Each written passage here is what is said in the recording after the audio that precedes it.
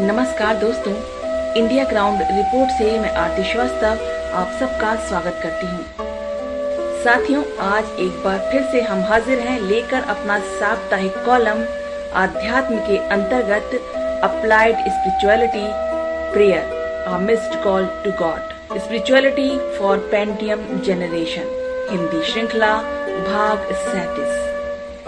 जैसा कि हमारे सभी श्रोता जानते हैं कि इस हिंदी श्रृंखला के अंतर्गत शरणागत अजीत जी कंप्यूटर और आज की तकनीक को माध्यम बनाकर इस तरह से समझाते हैं अध्यात्म के बारे में कि इस श्रृंखला को सुनने वाले सभी लोग उससे और अच्छी तरह से जुड़ सके, कनेक्ट हो सके। तो शरणागत अजीत जी से हमारा पहला सवाल था, पिछले कई दिनों से आप काशी प्रवास पर थे।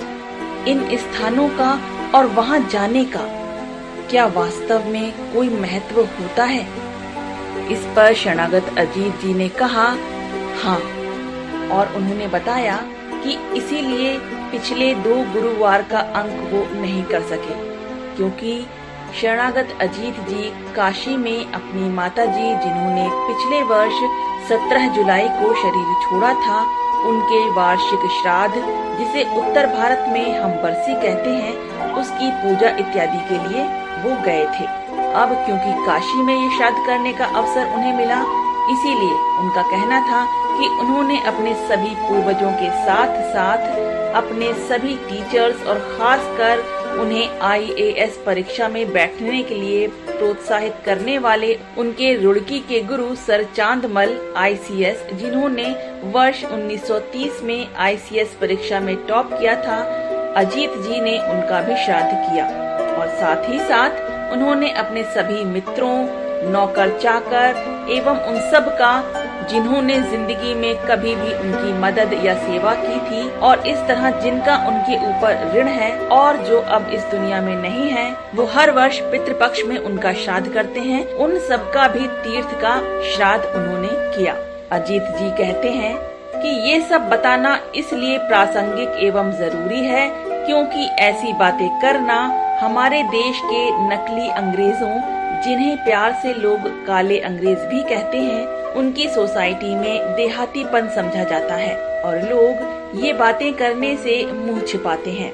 शायद अंग्रेजियत के शिकार और आधुनिक कहलाने की पागल दौड़ में शामिल अपने तथाकथित पढ़े लिखे लोगों को ये बात अंधविश्वास मालूम हो, लेकिन मैं उन सभी संस्कारी युवाओं को अपना अनुभव साझा करते हुए ये बताना चाहूँगा कि काशी या गया में अपने माता पिता और अन्य पूर्वजों का श्राद्ध करना हर संतान का आध्यात्मिक दायित्व होता है और जो अपने माता पिता के लिए इतना भी नहीं कर सकता, उससे ज्यादा श्रापित एवं अभागा कोई नहीं हो सकता। मातृ एवं पितृ ऋण से आप मुक्त तो कभी भी नहीं हो सकते, लेकिन अपनी सामर्थ्य भर उस दिशा में प्रयास करके अपनी कृतज्ञता तो अर्पण कर ही सकते हैं। अजीत जी का कहना है कि इस विषय पर व्यापक चर्चा कभी और करेंगे। अब जहाँ तक सवाल है कि क्या इन स्थानों पर जाने से कुछ लाभ होता है, अजीत जी का आगे कहना है कि अब जहाँ तक सवाल है कि क्या इन स्थानों पर जाने से कुछ लाभ होता है, तो उसे यूं समझें कि ये सभी तीर्थ हॉट स्पॉट्स की तरह होते हैं, जहाँ कनेक्टिविटी बड़ी ही नेचुरली या स्वाभाविक रूप से फ्लो होती है। तीर्थों में आध्यात्मिक नेटवर्क बहुत ही शक्तिशाली होता है और जैसे आपके सेल फोन में घर के कई कोनों में चारों टावर यानी फुल सिग्नल दिखाई देता है, उसी प्रकार तीर्थ स्थानों में सिग्नल बहुत स्ट्रांग होता है और यदि आपका आध्यात्मिक सिम कार्ड एक्टिवेटेड है तो आपको बहुत अच्छी कनेक्टिविटी मिलती है। अब यदि कोई ये कहता है कि इन स्थानों से कोई फर्क नहीं पड़ता है, तो या तो वो एकदम परमहंस की अवस्था में है या फिर पूरा मूर्ख है। सिर्फ 2 ही स्तर के लोग इस तरह की बात कर सकते हैं। मूर्ख इसलिए कहेगा क्योंकि वो मानव शरीर में स्थित जरूर है, लेकिन उसका ऑपरेटिंग सिस्टम अभी भी पशुओं से भी नीचे है। कम से कम पशु इंस्टिंक्ट द्वारा सिग्नल कैच करते हैं, लेकिन जब पशुओं के ऑपरेटिंग सिस्टम पर ऑपरेट करने वाला मानव शरीरधारी अगर बिना एक्टिवेटेड सिम कार्ड के घूम रहा है तो उसे सिग्नल या नेटवर्क का कोई ज्ञान या आभास नहीं होगा और वो अपनी मूर्खता को ही ब्रह्म वाक्य मानता रहेगा और दूसरों को मनवाने पर भी जोर देगा। ऐसे लोगों से इस बारे में चर्चा करके समय नहीं गंवाना चाहिए, लेकिन जिसका सिम कार्ड एक्टिवेटेड है वो तुरंत ये महसूस करेगा और जान जाएगा कि तीर्थ या ऐसे ही अन्य पावरफुल एनर्जी केंद्रों पर कैसे उसके चारों टावर यानी फुल नेटवर्क मिलता है। परमहंस इसलिए ऐसा कहने का हकदार है क्योंकि वो उस आईटी प्रोफेशनल की तरह है जो अपना बिल्ट इन डोंगल साथ लिए फिरता है, तो उसे सब जगह एक सा ही सिग्नल मिलता है। लेकिन आम आदमी के उद्देश्य के लिए तीर्थ स्थानों व मंदिर आदि जाने का बहुत सार्थक प्रभाव और परिणाम मिलता है।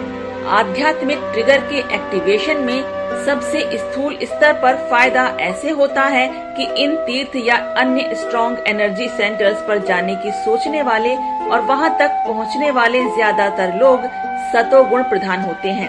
सतोगुण आध्यात्मिक धारा के प्रवाह के लिए बहुत ही सुपर कंडक्टर माध्यम होता है। अतः उस वातावरण में जाकर आपकी दशा एवं दिशा ऊर्ध्वगामी होती है, जैसे कि सत्संग में होता है। जाहिर है कि गोवा के बीच पे हाथ में बियर की बोतल लिए और बिकनी में घूमते हुए टूरिस्ट और एक तीर्थ स्थान पर मिलने वाले लोगों की चेतना और उससे निकलने वाली ऊर्जा की किरणों में जमीन आसमान का अंतर होता है, जो आपके अंतःकरण को अपनी अपनी दिशा में चुंबकीय प्रभाव की तरह खींचता है। एक आदमी के लिए इतना जान व समझ लेना काफी है कि हर व्यक्ति, हर स्थान एवं हर समूह अपने आप में एक ऊर्जा स्रोत है और उन सब से लगातार ऊर्जा की तरंगें, जो कि इलेक्ट्रोमैग्नेटिक तरंगों से भी कुछ ज्यादा ही गुण, तासीर एवं महत्व रखती हैं, प्रसारित होती रहती हैं और अपने आसपास के वातावरण एवं हर जीवंत एवं निर्जीव चीज को प्रभावित करती हैं। ठीक उसी तरह जैसे कि रात में यदि आप अपना मोबाइल अपने तकिए के पास रख कर सोते हैं तो उससे निकलने वाली तरंगें आपके मस्तिष्क और आपकी कोशिकाओं को प्रभावित करती हैं। जैसे यदि आप लैंडलाइन पर बात कर रहे हों तो मोबाइल पर कॉल आ जाने पर आपकी बातचीत पर प्रभाव पड़ता है। डिस्टरबेंस या मैग्नेटिक इंडक्शन जैसा असर पड़ता है। सत्संग का यही महत्व है। पुराने समय में करीब 20 साल पहले जो लोग म्यूजिक के शौकीन होते थे और जिन्होंने बड़े बड़े स्पीकर्स वाले सोनी जैसे महंगे म्यूजिक सिस्टम्स ले रखे थे, उनको याद होगा कि अक्सर म्यूजिक सिस्टम के स्पीकर्स और टीवी आसपास रखे जाने के कारण अक्सर टीवी के स्क्रीन के कॉर्नर्स पर रंगीन धब्बे यानी कि कलर पैचेस दिखाई देने लगते थे। जब टीवी सर्विसिंग का मैकेनिक आता था तो पहली बात यही कहता था कि आपने स्पीकर्स को टीवी के इतने पास रखा है, इसीलिए ये कलर के धब्बे, ये पैचेस कोनों में आ गए हैं। उसको ठीक करने के लिए वो एक मैग्नेट लेकर टीवी स्क्रीन के चारों कॉर्नर्स पर बिल्कुल इस अंदाज में घुमाता था जैसे गांव में लोग झाड़ फूंक करके बीमारी या किसी बुरी छाया को दूर करने का दावा करते हुए तांत्रिक आदि बाबा लोग करते हैं। उसे साफ करने के बाद वो सख्त हिदायत भी देता था कि दोबारा स्पीकर्स को टीवी स्क्रीन के इतने पास मत रखिए, यानी कि कुसंग से बचें। ये एक बहुत ही यूजर फ्रेंडली उदाहरण और अनुभव है कि हम किस तरह के लोगों के आसपास रहते हैं, किससे मिलते जुलते हैं, किसके साथ खाते पीते हैं, वो सब हमारी आध्यात्मिक कोर को प्रभावित करते हैं और गलत प्रभाव को हटाने के लिए कुछ टीवी और स्पीकर्स जैसी ही डीमैग्नेटाइजिंग की प्रक्रिया करनी पड़ती है। इसलिए इस बात का खास ख्याल रखना चाहिए कि आपका कैसे लोगों के साथ उठना बैठना है, किस तरह के लोग आपके यहाँ आते जाते हैं और आप किस तरह के लोगों के साथ खाते पीते हैं और जिनके साथ खाते पीते हैं उनकी कमाई का जरिया पवित्र है या अपवित्र। कम से कम अपने बच्चों के बारे में अत्यंत सतर्क रहें। किसी भी अधर्मी और निम्न कोटि से जीवन यापन करने वाले से अपने बच्चों को ना तो कोई उपहार ही लेने दें और ना ही उनकी लाई कोई चॉकलेट या अन्य कोई खाद्य पदार्थ लेने दें, चाहे वो सीधे स्विट्जरलैंड से ही चॉकलेट क्यों ना ला रहे हों। हाथ जोड़कर क्षमा याचना कर लें कि आपके बच्चों को बख्श दें, उन पर ऐसे लोगों की परछाई तक न पड़ने दें। अब अगला प्रश्न था कि आपके अनुसार इस श्रृंखला से आप जो ये ज्ञान दे रहे हैं, क्या वो सबके लिए एक सा सत्य है, सब पर समान रूप से लागू होता है? इस पर शरणागत अजीत का कहना है, आपका ये स्टेटमेंट कि मैं कोई ज्ञान दे रहा हूँ, यही गलत है। ज्ञान देने की मेरी कोई योग्यता नहीं है। आदमी एक जीवन काल में स्वयं ही कुछ आध्यात्मिक अनुभव पाले, खुद साक्षात्कार की झलक पा सके, उसी को परम कृपा मानना चाहिए। किसी दूसरे को ज्ञान देने की सोचना अपरिपक्वता और अज्ञानता के सिवा कुछ नहीं है। ये श्रृंखला अपने उन युवाओं के साथ सिर्फ अनुभव साझा करने का प्रयास है जो इस दुविधा में पले बढ़े हैं, जहां समाज में ये बताया गया कि जो अंग्रेजी नहीं पढ़ सकता उसका जीना ही व्यर्थ है, वो जिंदगी में कुछ नहीं कर सकता, और भारतीय होना और भारतीयता दोनों ही हीनता के सूचक हैं, और अपने धर्म और संस्कृति को गाली देना ही आधुनिकता का और आधुनिक कहलाने का पैमाना है। ये श्रृंखला ये बताने का प्रयास है कि ईश्वर और अच्छाई की बात करने वाला हर आदमी देहाती या गंवारपन का ब्रांड एम्बेसडर न होकर अपनी जड़ों से जुड़ा हुआ खुले दिल और दिमाग वाला एक स्वाभिमानी स्वज्ञानी भी हो सकता है, और बिना इस बात की चिंता किए कि तथाकथित सफल और पढ़े लिखे लोग आपके बारे में क्या सोचते हैं या सोचेंगे, अपने शास्त्रों को पढ़ें, उन पर विद्वानों से चर्चा करें, मनन करें, अपने महान संतों के बारे में जानें और बिना हिचक के अपने सत्यों और अनुभवों को स्वयं अपने जीवन की प्रयोगशाला में परखें। दूसरों से अप्रूवल लेने के लिए याचना ना करें। दूसरों का जाना और परखा सत्य दूसरों पर ही लागू होता है। जब तक आपका सत्य आपका अपना अनुभव नहीं बन जाता, तब तक वो सिर्फ एक कथन ही है, आपका सत्य नहीं है। सत्यों से प्रयोग सिर्फ गांधी जी का ही एकाधिकार या विरासत नहीं था। हम सबको अपने अपने सत्यों के साथ अपने अपने छोटे छोटे प्रयोग करने का हक व अधिकार है। अब शरणागत अजीत जी से अगला प्रश्न था, आज का सूत्र क्या होगा? इस पर अजीत जी कहते हैं, आज का सूत्र समझने के लिए ये समझना जरूरी है कि ज्ञान और कर्म आत्मा रूपी पक्षी को मानव जीवन रूपी यात्रा को पूरा करने के लिए आवश्यक दो पंख हैं।